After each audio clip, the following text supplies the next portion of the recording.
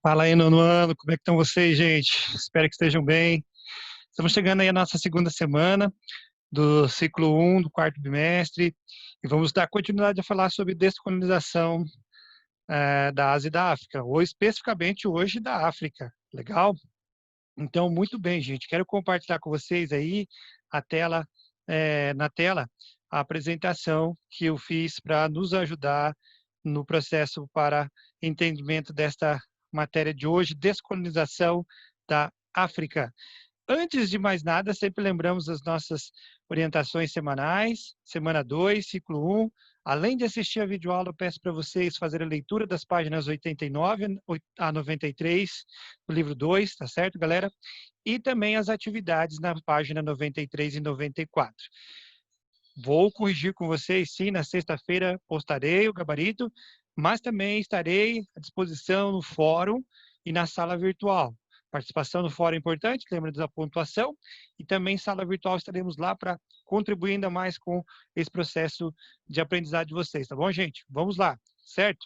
Vamos em frente, então, falando aí sobre descolonização da África.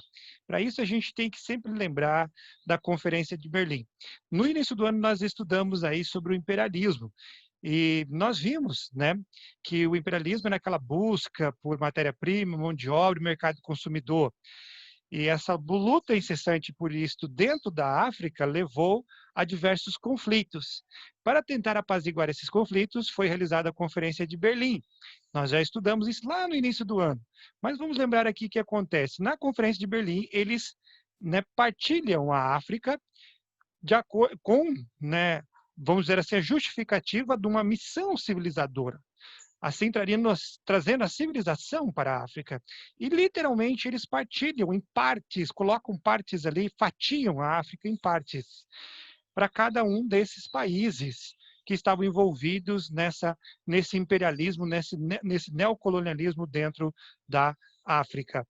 É em virtude disso que nós temos justamente essa distribuição geográfica, aonde, né, no mapa político da África, você percebe que as divisões entre os países não respeitam os acidentes geográficos, como rios, lagos, entre outras coisas.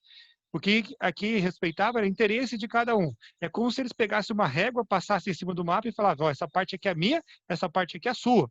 Pode notar pela existência de diversas linhas retas entre as fronteiras desses países. Bom, nessa conferência de Berlim, nós sabemos que, vamos ver aí que os ingleses e os franceses terão a maior parte dos territórios da África.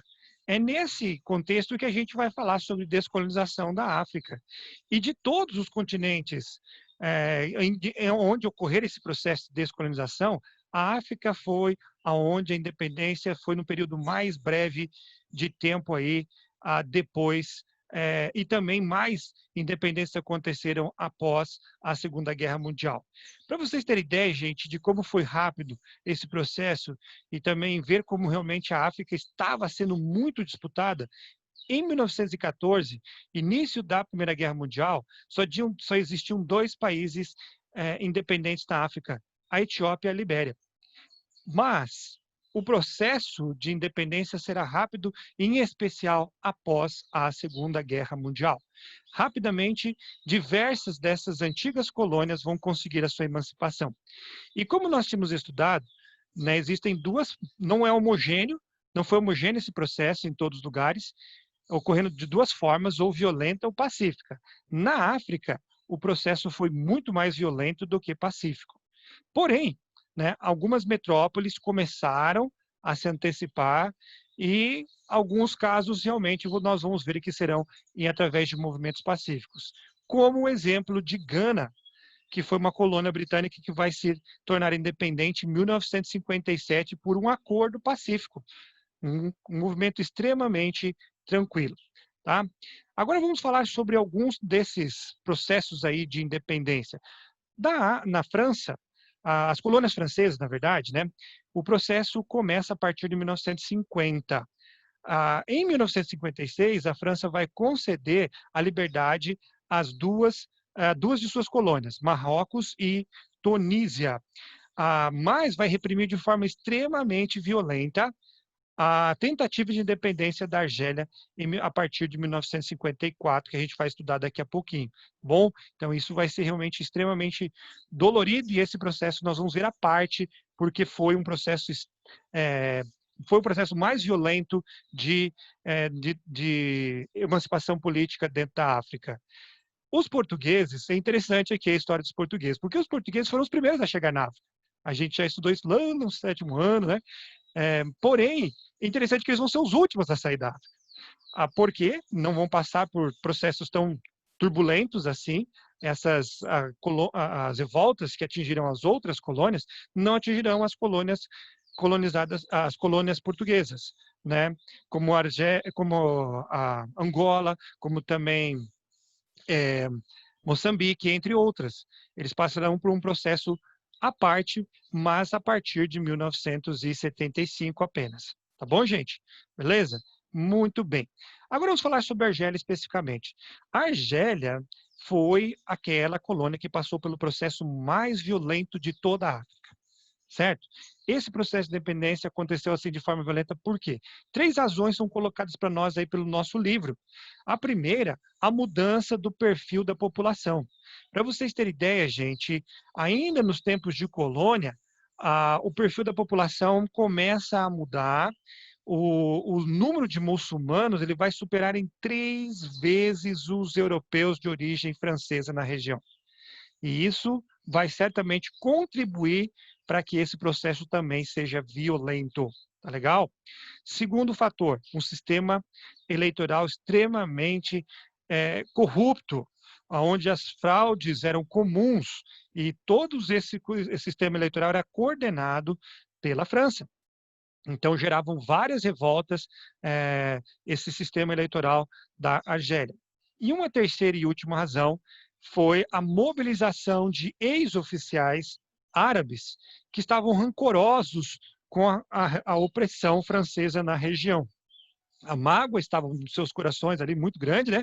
A partir disso, eles vão querer realmente se vingar e nesse processo aí, tá bom? Então são essas 3 razões que levam a emancipação argelina a ser extremamente violenta, de acordo com o nosso livro. Ali na Argélia, nós tivemos a liderança de um desses ex-oficiais aí, que é o Ahmed Ben Bella. Ele vai partir para uma linha um pouco mais socialista, tanto que depois de conseguir a independência da Argélia, em 1962 ele vai até a ONU nos Estados Unidos e na volta ele vai passar por Cuba, que estava passando também por um processo revolucionário, e lá ele dá apoio aos revolucionários cubanos, como o nosso amigo Fidel Castro e também Che Guevara. Bom, o lema de Ben Bella era Argélia para os argelinos, e ele vai liderar a Frente de Libertação Nacional, a FLN. O objetivo, gente, dessa FLN era radicalizar o conflito e de modo para quê? Para impossibilitar uma solução pacífica. Eles não queriam uma solução pacífica, não queriam, até pelo próprio rancor que tinham dos franceses. Então, eles vão adotar uma estratégia interessante. Eles vão eliminar aqueles caras que estavam moderados, aqueles que estavam em cima do muro, nem aqueles que queriam de forma pacífica ou aqueles que queriam de forma tão violenta. Então, ele tenta tirar esses camaradas que estavam ali em cima do muro e aterrorizando essas pessoas, criando medo na população, através de práticas realmente brutais, como tortura, violência profunda na região. Então, essa era a forma como a FLN atuava, levava realmente muito medo. Porém, os franceses vão fazer o quê? Eles vão reprimir de forma violenta a FLN. E esse terror, gente, vai durar até 1962, quando finalmente a Argélia vai alcançar a independência, mas à custa da perda de milhões de pessoas. Algumas delas morreram e outras também acabam imigrando para a França. Tá certo, gente? Agora vamos falar sobre a África do Sul. A Argélia do Sul, não, a África do Sul. A África do Sul é interessante, é um dos mais complexos processos de libertação aí, da descolonização da África, porém, a gente vê um caso muito interessante aqui, que é o surgimento dessa figura que está aqui atrás de mim, Nelson Mandela. Mas vamos falar um pouquinho a respeito desse contexto. A África do Sul, né, tem a chegada dos colonos holandeses no século XVII. Os holandeses chegam na região e eles foram chamados de Boeres ou Afrikaners. E eles têm a prática de se misturar à população e até na própria linguagem deles, acrescentando um pouco do holandês à língua maternal deles, né, as línguas tribais. E eles se misturaram dentro da população. E estabeleceram-se na cidade do Cabo, na atual África do Sul. Depois, no século XVIII, os ingleses chegam com tudo dentro do seu processo de imperialista, querendo, né, mais mão de obra, matéria-prima e também mercado consumidor, e vai chegar na região e disputa essa região com os holandeses.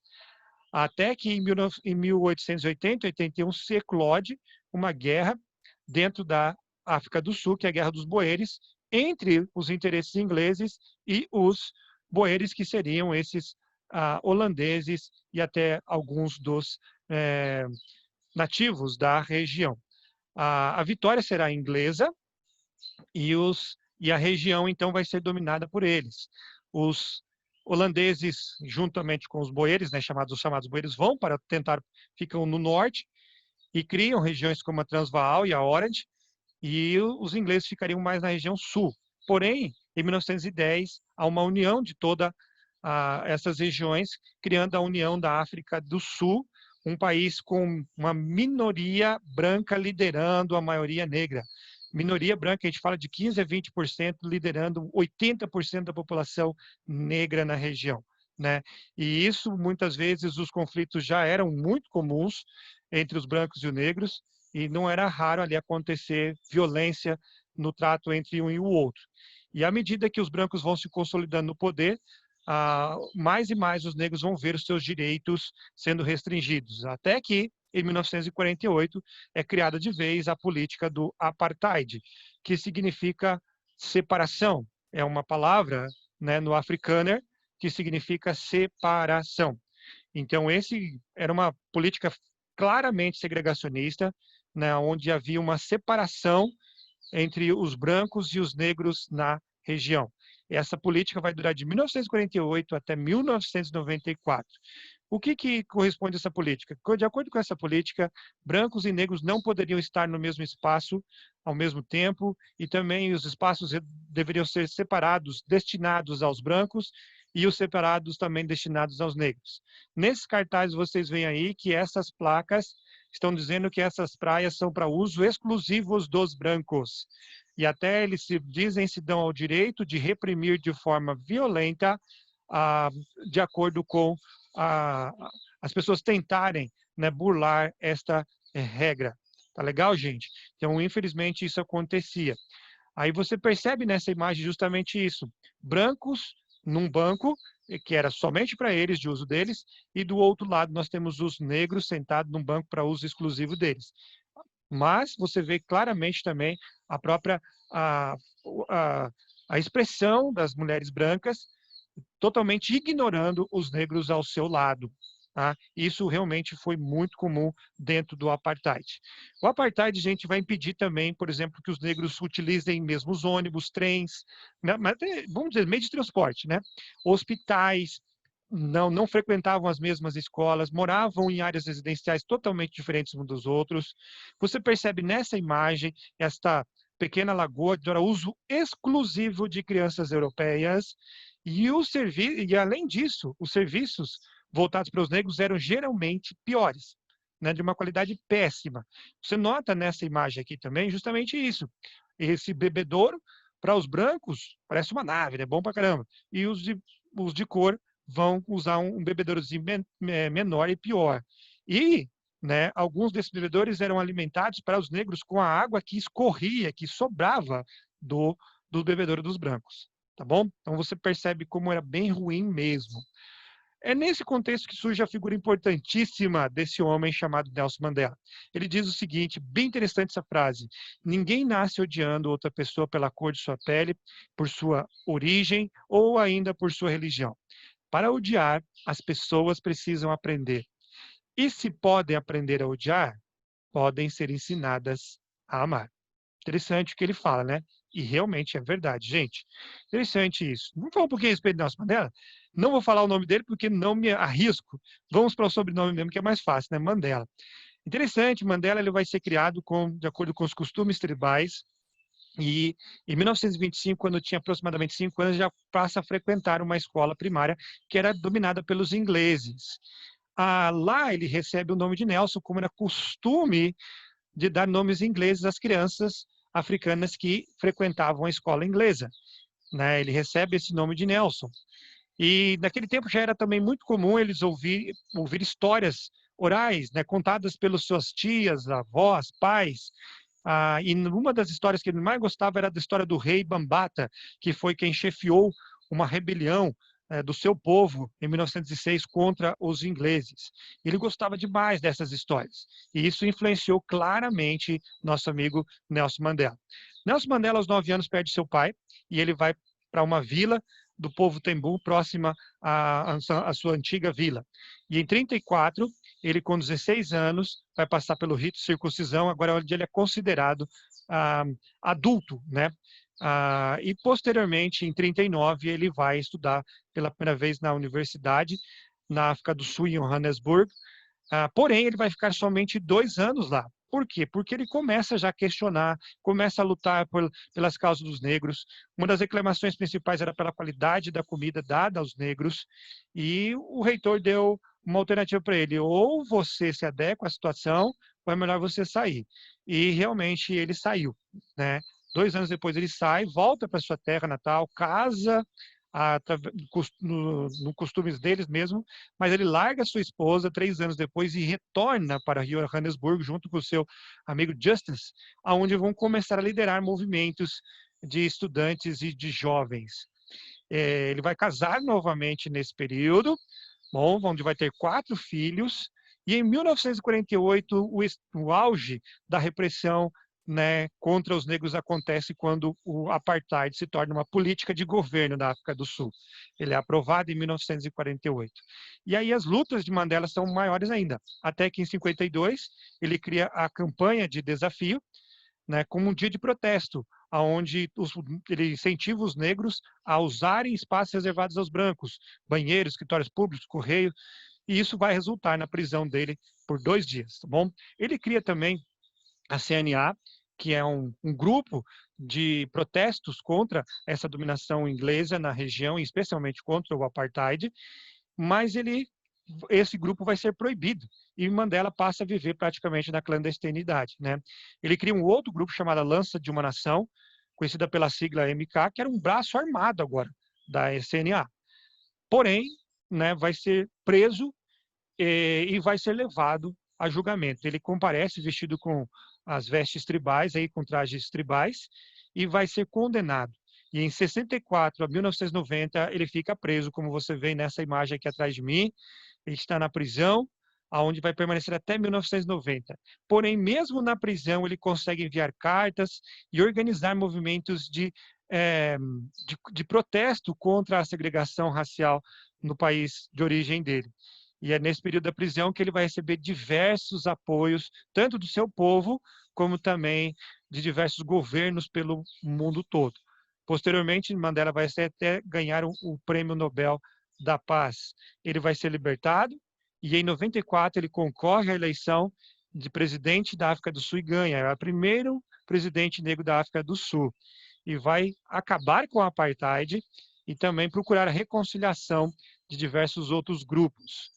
Ao fim do seu mandato, ele sai da política e tenta né, se dedicar a várias outras causas organizacionais, especialmente questões sociais, em prol dos direitos humanos, e ele morre no dia 5 de dezembro de 2013. Bom, gente, então um pouquinho mais sobre a vida dele aí para vocês. Então a nossa aula de hoje foi essa, espero que vocês tenham compreendido, e se qualquer coisa ainda tiver dúvida, por favor me procurem. Boa semana, galera!